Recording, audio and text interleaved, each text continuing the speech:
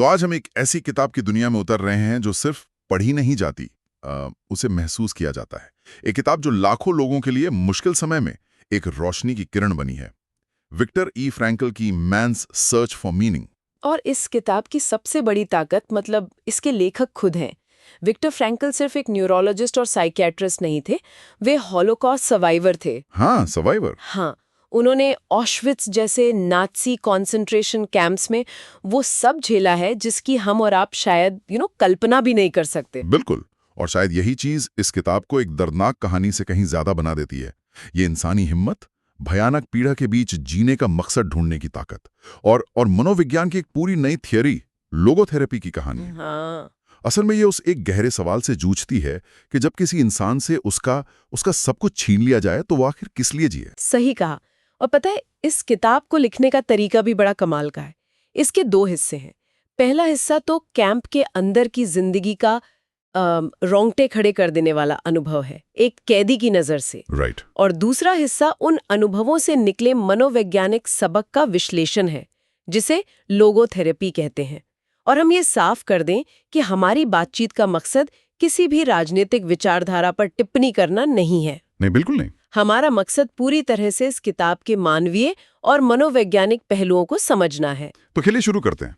अगर इस किताब के सार को मतलब एक लाइन में समझना हो तो वो क्या होगा? फ्रैंकल का सबसे बड़ा आइडिया क्या है? उनका सबसे बड़ा आइडिया ये है कि इंसान की जिंदगी की सबसे बड़ी ताकत ना तो खुशी की तलाश है, जैसा फ्रॉइड कहते थे, और ना ही ताकत हासिल करने की इच्छा, जैसा एडलर का मानना था। इंसान की सबसे बड़ी और गहरी प्रेरणा है जीने का एक मकसद ढूंढना, जिसे वो विल टू मीनिंग कहते हैं। विल टू मीनिंग यानी जीने की कोई वजह। तो ये किताब इस बारे में है कि कैसे सबसे मुश्किल, सबसे अमानवीय हालात में भी इंसान जीने का कोई मकसद खोज सकता है और वही मकसद उसे हिम्मत देता है। बिल्कुल। ये किताब हर उस इंसान के लिए है जो जिंदगी में मुश्किलों से जूझ रहा है या कभी-कभी महसूस करता है कि सब कुछ बेमतलब है। फ्रैंकल इस खालीपन को अस्तित्वगत शून्य या एग्जिस्टेंशियल वैक्यूम कहते हैं। Existential vacuum. हाँ, और ये किताब उस खालीपन को भरने का रास्ता दिखाती है। ये सिर्फ जिंदा बचने की नहीं, बल्कि इज्जत के साथ दुख सहने और उस दुख को भी एक कामयाबी में बदलने की कहानी है। इस किताब का जो सबसे झकझोरने वाला आइडिया है और जो मेरे साथ रह गया, वो है आंतरिक स्वतंत्रता या इनर फ्रीडम का। ये इस किताब का दिल है ना? आपने बिल्कुल सही पकड़ा। फ्रैंकल का तर्क है कि हालात एक इंसान से उसका सब कुछ छीन सकते हैं, उसका घर, उसके अपने, उसकी आज़ादी, यहाँ तक कि उसके कपड़े भी, सब कुछ। लेकिन एक चीज़ है जो उससे कभी नहीं छीनी जा सकती, और वो है इंसानी आज़ादी का आखिरी टुकड़ा। किसी भी हाल में अपना नजरिया चुनने की आज़ादी, अपना रास्ता चुनने की आज़ादी। ये सुनने में बहुत गहरा लगता है, लेकिन कोई इस नतीजे पर पहुंचता कैसे है? खासकर वैसी भयानक जगह पर फ्रैंकल ने क्या देखा और महसूस किया जो उन्हें इस यकीन तक लाया? यही इस किताब का सफर है। फ्रैंकल हमें एक कैदी के मन की 3 अवस्थाओं से गुजारते हैं। इससे समझ आता है कि दिमाग कैसे ऐसे सदमे को झेलता है। पहली अवस्था थी कैंप में आने के ठीक बाद का सदमा। हाँ, उन्होंने बताया कि जब वो ट्रेन से ऑशविट्स पहुंचे तो एक एसएस ऑफिसर सिर्फ अपनी उंगली के एक इशारे से फैसला कर रहा था। दाईं ओर मतलब काम और बाईं ओर मतलब सीधा गैस चैम्बर। सीधा गैस चैम्बर। लगभग 90% लोग बाईं ओर भेज दिए गए थे। उस वक्त हर किसी के मन में एक झूठी उम्मीद थी, जिसे फ्रैंकल डिल्यूजन ऑफ रिप्रीव कहते हैं। ये सोचना कि शायद मेरे साथ बुरा नहीं होगा, शायद मैं बच जाऊंगा। हाँ, वो एक भयानक सदमा था। और जब फ्रैंकल से उनकी लिखी हुई किताब की पांडुलिपि समेत सब कुछ छीन लिया गया, तो वो कहते हैं, उस एक पल में मैंने अपनी पूरी पिछली जिंदगी को मिटा दिया। मारी बाप रे। आपका अतीत, आपकी पहचान, सब खत्म। ये था पहला चरण, जहां आप पूरी तरह टूट जाते हैं। इतने बड़े सदमे के बाद कोई इंसान रोज रोज की उस भयावहता का सामना कैसे कर सकता है? मतलब क्या दिमाग खुद को बचाने के लिए कोई रास्ता नहीं निकालता? निकालता है। और यहीं दूसरा चरण आता है, उदासीनता यानी एपैथी। कुछ हफ्तों बाद कैदी एक तरह की भावनात्मक मौत का अनुभव करने लगता है। ये एक कवच की तरह काम करता है। कवच? हाँ, रोज की पिटाई, अपमान, अपने साथियों को मरते देखना, इन सब का उस पर असर होना बंद हो जाता है। उन्होंने एक घटना बताई है जो इसे बहुत अच्छी तरह दिखाती है। वो अपना थोड़ा सा सूप पी रहे थे और बाहर एक लाश को घसीटा जा रहा था और उन्हें कोई फर्क नहीं पड़ा। कुछ भी महसूस नहीं हुआ। ये सुनना भी कितना मुश्किल है। आज की दुनिया में हम शायद इसे डूम स्क्रोलिंग से जोड़ सकते हैं। जब हम लगातार बुरी खबरें देखते हैं तो एक समय आता है जब हम सुन्न हो जाते हैं। क्या फ्रैंकल के हिसाब से ये भी खुद को बचाने का एक तरीका है? ये बहुत अच्छी तुलना है। बिल्कुल, ये एक साइकोलॉजिकल डिफेंस मैकेनिज्म है। जब दर्द बर्दाश्त से बाहर हो जाए तो दिमाग महसूस करना ही बंद कर देता है। फ्रैंकल बताते हैं कि उस दौर में कैदियों के सपने भी कितने छोटे हो गए थे। वो आज़ादी या अपने परिवार के सपने नहीं देखते थे, बल्कि सिर्फ रोटी, केक और गर्म पानी से नहाने के सपने देखते थे। ज़रूरतें इतनी बुनियादी हो गई थीं। अच्छा, यहाँ मैं थोड़ा चौंक गया। मुझे लगा था कि आज़ादी मिलने पर लोग जश्न मनाते होंगे, खुशी से पागल हो जाते होंगे, लेकिन किताब कुछ और ही कहती है ना? तीसरे चरण में क्या हुआ? हाँ, ये बहुत हैरान करने वाला हिस्सा है। तीसरा चरण था रिहाई के बाद का जीवन। आज़ादी मिलने पर कैदियों को खुशी महसूस ही नहीं हुई। उन्हें खुशी महसूस करने की क्षमता दोबारा सीखनी पड़ी। हाँ, फ्रैंकल इसे अव्यक्तीकरण या डीपर्सनलाइजेशन कहते हैं। सब कुछ एक सपने जैसा लग रहा था, अवास्तविक। उन्हें यकीन ही नहीं हो रहा था कि वो आज़ाद हैं। और उनमें गुस्सा और कड़वाहट भी थी, है ना? जब वो वापस अपनी दुनिया में लौटे और लोगों ने कहा, अरे हमें तो पता ही नहीं था, या हमने भी तो मुश्किल झेली है, तो उन्हें कैसा लगा होगा? उन्हें लगा कि दुनिया उनकी पीड़ा की गहराई को कभी नहीं समझ सकती। और कई लोगों के लिए घर लौटने पर कोई इंतजार करने वाला भी नहीं था। सालों तक जिस उम्मीद ने उन्हें जिंदा रखा था, वो उम्मीद ही टूट गई। ओहो। इन तीनों चरणों से गुजरने के बाद ही फ्रैंकल उस आंतरिक स्वतंत्रता के विचार पर पहुंचे। उन्होंने देखा कि एक ही जैसे हालात में कुछ लोग टूटकर जानवरों जैसा व्यवहार करने लगते थे और कुछ लोग संत बन जाते थे। और यहीं पर वो उन कैदियों का उदाहरण देते हैं जो अपनी रोटी का आखिरी टुकड़ा किसी और को दे देते थे या किसी को तसल्ली के 2 शब्द बोल देते थे। ये छोटी छोटी बातें सबूत थी कि इंसान सिर्फ हालात की पैदाइश नहीं है। बिल्कुल। और इसी आंतरिक स्वतंत्रता को ताकत देने वाली एक और चीज थी प्रेम की शक्ति।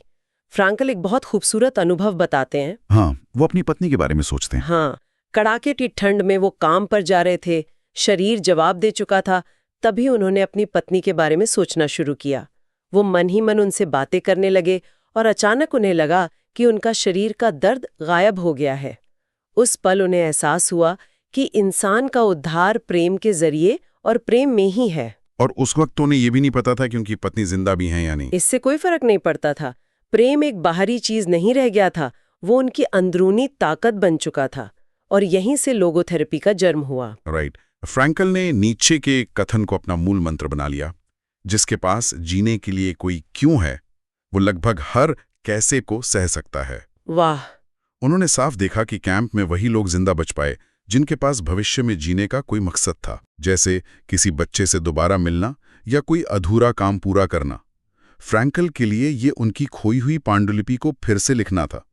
ये भविष्य का लक्ष्य उन्हें वर्तमान की असहनीय पीड़ा सहने की हिम्मत देता था। हाँ, तो सवाल उठता है कि ये अर्थ या मकसद मिलता कहाँ से है? फ्रैंकल 3 रास्ते बताते हैं। ओके। पहला, कोई काम करके या कुछ बनाकर, अपने काम में, अपनी कला में मकसद खोजना। दूसरा, किसी चीज का अनुभव करके या किसी से प्यार करके, जैसे प्रकृति की सुंदरता या किसी इंसान से गहरा रिश्ता। और तीसरा रास्ता सबसे अनोखा है। वो कहते हैं कि जब हम किसी दुख को टाल नहीं सकते तो उसके प्रति अपना नजरिया बदलकर भी मकसद ढूंढ सकते हैं। सही। जब हम हालात नहीं बदल सकते तो हमें खुद को बदलने की चुनौती मिलती है। और यहीं पर वो एक बूढ़े डॉक्टर की कहानी सुनाते हैं जो अपनी पत्नी की मौत से बुरी तरह टूट चुके थे। हाँ, ये कहानी तो रोंगटे खड़े कर देती है। फ्रैंकल ने उनसे सिर्फ एक सवाल पूछा, अगर आपकी मौत पहले हो जाती तो आपकी पत्नी को कितना दुख होता? तब फ्रैंकल ने कहा, तो देखिए, आपने अपनी पत्नी को उस भयानक दुख से बचा लिया और इसकी कीमत आप चुका रहे हैं। अचानक उस डॉक्टर की पीड़ा एक बेमतलब दर्द नहीं रही। वो अपनी पत्नी के लिए किया गया एक बलिदान बन गए। उनकी पीड़ा को एक अर्थ मिल गया। ये नजरिए में एक छोटा सा बदलाव था, लेकिन इसने सब कुछ बदल दिया। ये सारे विचार सुनने में बहुत गहरे हैं, लेकिन सवाल ये है कि हम जो कंसंट्रेशन कैंप में नहीं हैं, अपनी आम जिंदगी की रोजमर्रा की मुश्किलों में इन्हें कैसे इस्तेमाल कर सकते हैं। सबसे पहली और सबसे बड़ी सीख यही है, अपना नजरिया चुनें। हो सकता है हमारा बॉस बुरा हो, ट्रैफिक में फंस गए हों या कोई बीमारी हो। हम हालात को शायद ना बदल पाएं, लेकिन हम उस पर कैसे रिएक्ट करते हैं ये हमेशा हमारे हाथ में है। ये हमारी सबसे बड़ी ताकत है। बिल्कुल। दूसरी बात, अपना क्यों ढूंढे। जिंदगी में एक मकसद होना, चाहे वो कितना भी छोटा या बड़ा हो, हमें मुश्किल समय में डूबने से बचाता है। वो क्यों हमारा परिवार हो सकता है, हमारा काम, कोई क्रिएटिव प्रोजेक्ट या समाज की सेवा। वो हमें सुबह बिस्तर से उठने की वजह देता है। तीसरा, पीड़ा को नया अर्थ दें। जब दुख हमारी जिंदगी में आए और हम उससे हटा ना सकें, तो उससे पूछें, ये मुझे क्या सिखा रहा है, मैं इसके जरिए कैसे बेहतर बन सकता हूँ। ये विचार सुनने में बहुत पावरफुल है, लेकिन क्या ये पीड़ा को ग्लोरीफाई करने जैसा नहीं है? कहीं लोग इसे ये ना समझ लें कि दुख सहना एक अच्छी बात है। ये बहुत जरूरी सवाल है, और फ्रैंकल इस बारे में बहुत साफ है। वो कहते हैं कि बेवजह दुख सहना बहादुरी नहीं, बल्कि मैसोकिज्म है। मैसोकिज्म? हाँ, अगर दुख को दूर किया जा सकता है तो उसे दूर करना ही हमारा फर्ज है। लेकिन जब दुख अपरिहार्य हो, जैसे किसी अपने की मौत, तब हमारा नजरिया ही सब कुछ है। किताब में एक और दिलचस्प कॉन्सेप्ट है, आत्म उत्थान या सेल्फ ट्रांसेंडेंस का। इसका क्या मतलब है? इसका मतलब है कि सच्चा सुख और मकसद खुद के बारे में सोचने से नहीं मिलता। जब हम अपनी चिंताओं से ऊपर उठकर किसी और चीज या किसी और इंसान के लिए खुद को समर्पित करते हैं, तब हमें असली खुशी मिलती है। अच्छा। चाहे वो अपने बच्चों की परवरिश हो, अपने काम में डूब जाना हो, या किसी सामाजिक काम में लग जाना हो। खुशी एक तितली की तरह है, आप उसका पीछा करेंगे तो वो उड़ जाएगी। आप अपना काम करते रहिए, खुशी आकर आपके कंधे पर बैठ जाएगी। वाह। और लोगोथेरेपी में एक प्रैक्टिकल तकनीक भी है, पैराडॉक्सिकल इंटेंशन। ये सुनने में बड़ा मजेदार लगता है। ये है भी मजेदार। इसका सिद्धांत है कि जिस चीज से हम डरते हैं वो अक्सर हमारे डर की वजह से ही हो जाती है। जैसे? मान लीजिए किसी को पब्लिक में बोलने से डर लगता है कि उसकी आवाज कांपेगी, और इसी डर से उसकी आवाज सच में कांपने लगती है। फ्रैंकल कहते हैं कि इसका उल्टा करने का इरादा करो।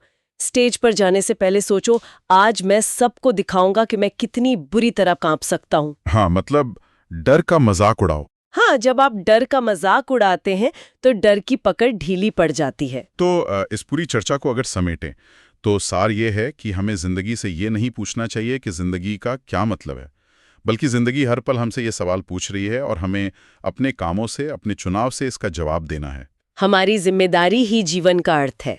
सही। बिल्कुल। अगर इस किताब से 5 बातें याद रखनी हो तो वो ये हैं। 1, हमारी सबसे बड़ी प्रेरणा जीने का एक मकसद ढूंढना है। 2, हम हालात नहीं बदल सकते, पर अपना नजरिया हमेशा चुन सकते हैं। यही हमारी असली आजादी है। 3, मकसद कहीं भी मिल सकता है, काम में, प्यार में और यहाँ तक कि टाले न जा सकने वाले दुख में भी।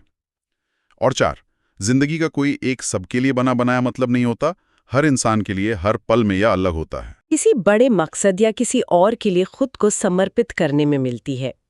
अंत में एक विचार जिसके साथ हम अपने श्रोताओं को छोड़ सकते हैं।